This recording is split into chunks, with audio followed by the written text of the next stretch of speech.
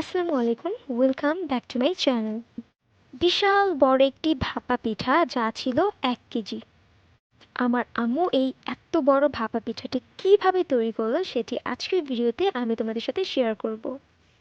আমার কাছে মনে হচ্ছে শীত যত দ্রুতই চলে এসেছিল ঠিক তত দ্রুতই আবারও চলে যাচ্ছে। শীতের সময় মূলত আমরা বাঙালিরা সবসময় উদযাপন করে থাকি শীতের উৎসবকে পিঠা দিয়ে। নানা রকম ঘরোয়াভাবে এক এক ধরনের পিঠা তৈরি করে শীতটাকে আমরা সবসময় উপভোগ করে থাকি। সেই ক্ষেত্র দিয়ে বলা যায় শীতকাল এক ধরনের পিঠা উৎসবের কাল। আর পিঠা উৎসবটা সত্যি করে বলতে শীতকালেই হয়ে থাকে, সেটা হোক স্কুল, কলেজ বা ভার্সিটিতে। তো চলে যাচ্ছি ভিডিওতে। আমার আম্মু এখানে চালের গুঁড়ো নিয়ে নিয়েছে আর এতে পরিমাপ মতো লবণ দিয়ে নিয়েছে। ফুটন্ত গরম পানি একটু ঠান্ডা করে এর মধ্যে মিক্স করে নিচ্ছে। তারপর ভালোভাবে আলতো হাতে একটু একটু করে নাড়াচাড়া দিয়ে নিবে। আর মাঝে মাঝে এতে একটু একটু করে পানিও মিক্স করে নেবে। পিঠার এই রেসিপিটা সম্পূর্ণই আমার আম্মুর। আর আমি জাস্ট ক্যামেরাম্যান হিসেবেই আছি, আর আমার আম্মুর হাতের এই পিঠাটি আমি তোমাদের সাথে শেয়ার করছি। এখানে আছে নারিকেল, মিঠাই, কাজু বাদাম ও কিশমিশ। ভাপা পিঠা তৈরিতে যে 4টা আইটেম দরকার সেই 4টি আইটেমই আমার আম্মু একটি প্লেটে সুন্দর করে সেট করে রেখেছে কতটুকু পরিমাণে দরকার। আমি হাতাহাতি করছি আর ওয়েট করছি কখন 1 কেজি এত বড় একটা আস্ত ভাপা পিঠাটা আমি দেখব।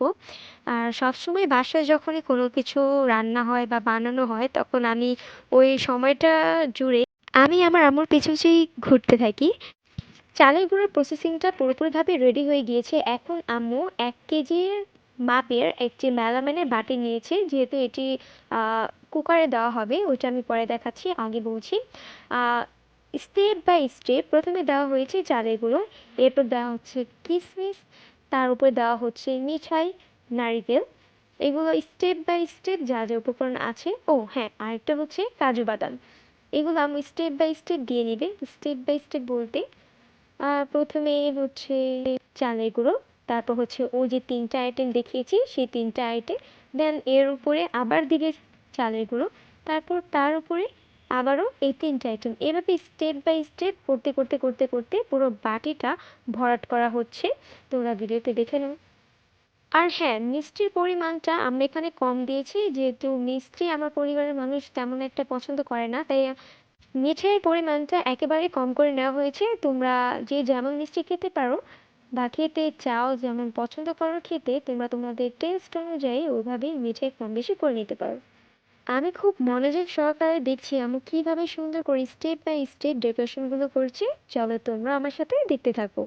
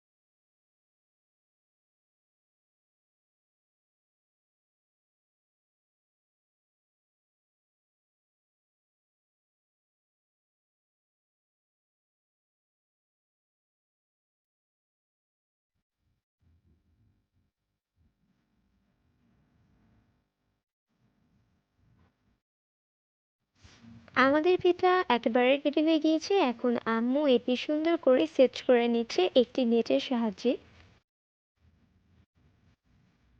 খুব সাবধানের সাথে আম্মু এটিকে সেট করছিল যাতে এটি উল্টো করতে গিয়ে নিচে পড়ে না যায়।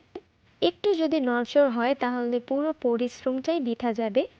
রাইস কুকারের উপরে যে জালিটা থাকে স্টিলের, সেটা দিয়ে আম্মু বাটিটিকে উল্টে সেট করে নিল। বাটিটি রাইস কুকারের থেকে ওঠার সময় খুব সাবধানের সাথে উঠাতে হবে। 1 কেজি এত বড় আস্ত একটি পিঠা, তো এর ওয়েটের কারণে উল্টে দেওয়ার সময় একটু মাঝখানে ফাটল ধরেছে, যে ব্যাপার না। যখন পানিটা গরম হয়ে যাবে, মানে ভাপা পিঠাটা ভাপ দেওয়া হবে, তখন এর মধ্যে আলতো করে চাপ দিন। পিঠাটি পুরোপুরি জোরে লেগে যাবে। রাইস কুকারটি আমরা একটি সেফ জোনে নিয়ে এসেছি রুমের ভিতরে একেবারে একটি কোণারে, যেহেতু বাসায় বাচ্চা আছে তো সাবধানতা অবলম্বন করতে হবে, তাই সতর্কতার জন্য আমরা এটিকে একেবারে সেফ জোনে রেখেছি। এত বড় একটি পিঠা স্টিম হতে একটু সময় লাগবে, একটু না অনেকখানি সময় লাগবে।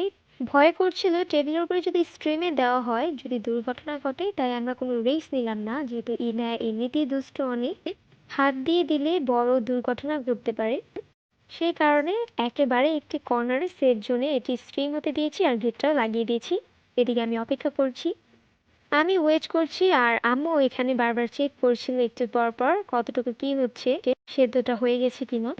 পাক্কা 40 মিনিট পর ভাপা পিঠা খাওয়ার জন্য একেবারে প্রস্তুত হয়ে গিয়েছে। এখন আমি এটি আরামসে সাবধানের সাথে ওঠাবে।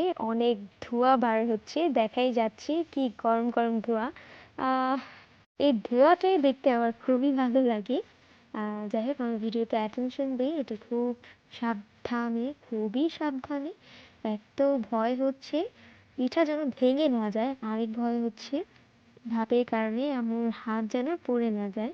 নিচে ফুটন্ত গরম পানির ভাপ উঠছে। সাবধানের সাথে আম্মু উঠাচ্ছিল, কিন্তু বলতে বলতে হুট করে আমার হাতে ছ্যাঁকা লেগে গিয়েছে। যাই হোক, তোমরা বাসায় যদি বানাও রাইস কুকার দিয়ে খুবই সাবধানে বানাবে, আর আমার মতো একটি সেফ জন্য এটি সেট করে নেবে, আর নিজেরাও, শুধু বাচ্চাদের না নিজেদের জন্য একটু সেফটি অবলম্বন করা উচিত। তৈরি হয়ে গিয়েছে আমাদের 1 কেজির আস্ত বড় একটি ভাপা পিঠা। গরম গরম ভাপা পিঠা, খুব সুন্দর ধোঁয়া উঠছে আর একটা খুবই সুন্দর একটি স্মেল আসছিল। এখন আমার কাছে মনে হচ্ছে না, শীতকাল আসলে এসেই পড়েছে। শুধু এসেও পড়েনি, চলেও যাচ্ছে, কিন্তু এতদিনে আজকে আমার কাছে মনে হচ্ছে যে না, শীতকালের পিঠার আমেজ আসলে লেগেই গিয়েছে। গাইস, তোমরা যদি সামনে থেকে এটার স্মেলটা পেতে, আর এটা দেখতে যেমনটা আকর্ষণীয় ছিল, খেতেও ছিল বেশ দারুণ। 1 কেজির এত বড় একটি ভাপা পিঠা যেমন তেমন কথা নয়, এটি বানাতে গেলে যে কেউই হিমশিম খাবে, আর রিস্কও বটে। তো যাই হোক, বাসায় যদি তোমরা এটি দেখে ট্রাই করো, অবশ্যই খুবই সাবধানের সাথে করবে। তো আমরা এখন এটি কেটে কেটে পিস পিস করে তোমাদেরকে দেখিয়ে দিচ্ছি কতটা সফট হয়েছে আর দেখতে কতটা সুন্দর। তো গাইস, আমি এখন পিঠা খাবো। তোমরা ভালো থাকো, সুস্থ থাকো, আর like, comment, share and subscribe করে আমার পাশেই থাকো। চা চা।